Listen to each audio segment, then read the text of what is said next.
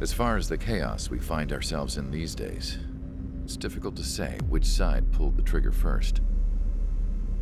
Erusia deployed an automatic intercept system with drones. Osea implemented long-range attacks to bypass them. So Erusia decided to sabotage Osea's communications and navigation technology. Erusia couldn't launch a satellite themselves, but they were still able to hack the software of the Osean transmission and navigation systems. Before Osea even noticed, half of their satellites were hijacked. That's when things got ugly. In an attempt to knock out each other's capabilities, both forces launched fighters loaded with anti-satellite missiles at the same time. Only military satellites were targeted. However, their destruction created a debris field in orbit, which wiped out scores of other satellites, both private and government-owned. What kept the world relatively sane up to that point had been free-flowing data and information. But now, those were gone.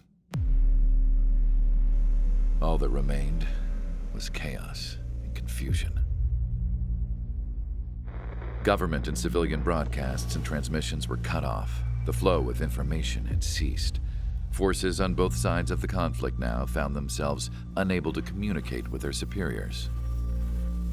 Many of the smaller countries annexed by Erusia and yearning for their independence seized the opportunity and started their own uprisings. As for why some of Osea's military decided to break off from the main force and continue on their own, I have no idea. Perhaps there was some sort of dispute over the chain of command. The continent that had once seen wars that were only fought between Osea and Erusia was now full of numerous conflicts between rival leaders vying for power. Insurgencies were everywhere. I even heard a rumor that a group of Osean convicts had rebelled. Rumors. It never ceased to amaze me that even at a crazy time like this, something as trivial as a rumor could find its way here. Communications from corporate were cut off. Apparently, the entire computer network was down. It was a wise decision to make our drones autonomous with AI instead of being radio-controlled. Wise and forward-thinking. Even with their GPS offline, they can still use their sensors to navigate as long as they're working properly. I'm sure the drones are still working perfectly, following their mission orders to the letter. I wish I could upload Mihai's new data to them. But without a connection, I can't upload the software to the active drones. The new ones we're making, though, there should still be enough time to upgrade those before they're activated. I'll be taking the data I've acquired away from the front lines now. Oh, and I'll be taking the girls, too. I told my assistant, Masa, it was time to get Mihai's granddaughters ready to leave here.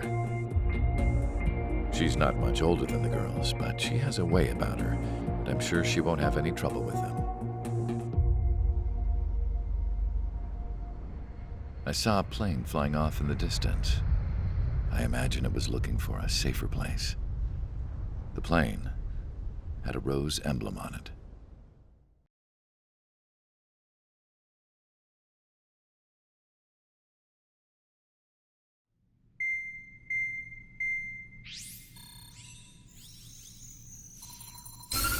Erusia's communication networks have been down since their satellites were destroyed. Unfortunately, we are experiencing trouble too.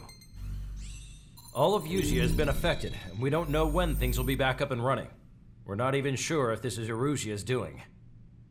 Still, we will follow the strategy that was originally planned and move on to the next operation after liberating Farbanti. Let's get to it.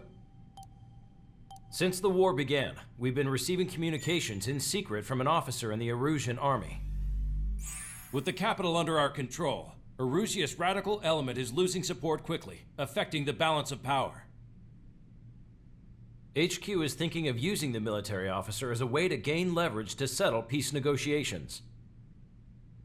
The officer is currently hiding in the outskirts of Anchorhead Bay, having joined up with support dispatched from the Osean army. The plan is that they'll take a standard vehicle to a rendezvous point at a harbor in the east part of the city, where a helicopter will be waiting. I would like the new Strider Squadron to provide escort for the officer. Cyclops will remain at the base on standby to serve as defense.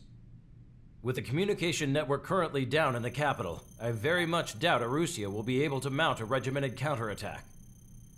However, it is likely that Erusia's intelligence department and the remaining forces who are aware of the officer's movements will interfere. Keep a close eye on the officer and make sure he stays safe. Our victory in Farbanti has given us a golden opportunity to finally end this war. Be safe out there. Take note that our satellite-based IFF has become unreliable following the recent communications failure. As such, target ID will be done by processing the images from the infrared cameras on your aircraft. Objects will initially appear as unknown on your HUDs, but will be ID'd once you close in on them for a set period of time.